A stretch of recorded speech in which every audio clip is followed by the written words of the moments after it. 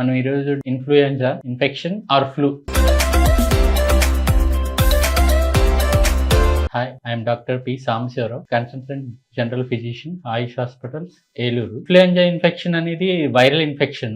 ఇది most commonly rainy season లో కానీ వింటర్ సీజన్ లో కానీ ఎక్కువ వస్తుంటది. స్కూల్ పిల్లల్లో కానీ ఎల్డర్ ఏజ్ పీపుల్ లో కానీ ఎక్కువగా వస్తుంటది. ఏదైనా తుమ్మినప్పుడు కానీ దగ్గినప్పుడు కానీ ఏదైనా డ్రాప్లెట్స్ ద్వారా ఒకరి నుంచి ఒకరికి వ్యాపిస్తూ ఉంటుంటది. దీని లక్షణాలు ఏంటంటే ఫీవర్, దగ్గు, జలుబు, హెడ్ఏక్, గొంతు నొప్పి, ఒళ్ళు నొప్పులు, ఇంకా సివియర్ గా ఉంటే ఆయాసం కూడా వస్తుంది.